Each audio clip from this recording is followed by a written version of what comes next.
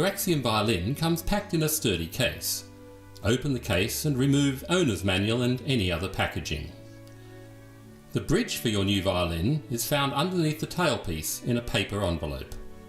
Carefully lift the tailpiece and remove the bridge from the paper packaging. Note that the bridge is shaped to suit your violin. One side of the bridge is lower than the other. This will become important later on. Now, with the violin between your legs, move the strings so that they are positioned on top of the fingerboard. Arrange the strings across the fingerboard so that they are evenly spaced.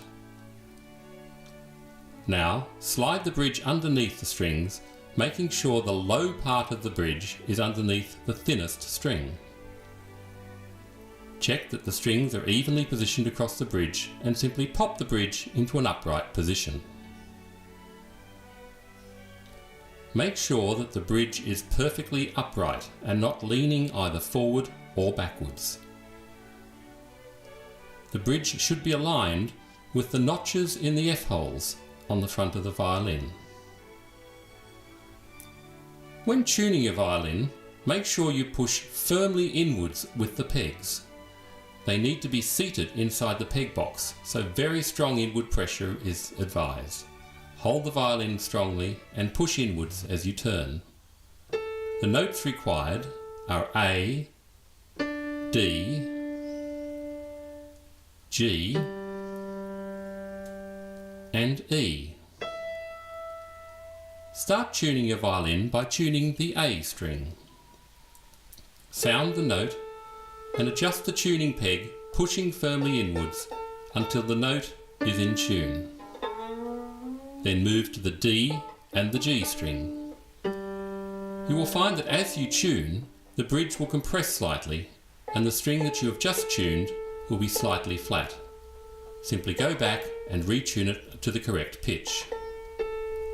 Finally, the E string. Once you have got the violin basically in tune, you can then use the fine tuners located in the tailpiece. These will allow a much more accurate method of getting the violin perfectly in tune. Check the tuning as you go and make sure all strings are in tune with one another.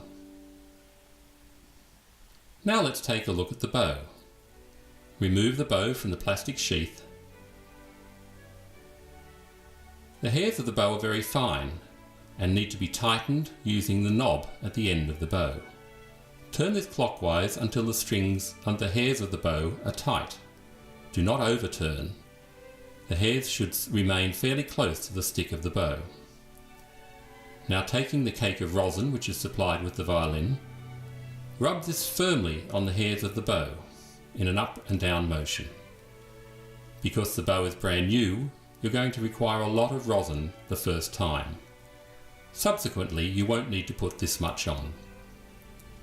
Rub the rosin very firmly on the hairs of the bow until you're able to get a sound from the strings.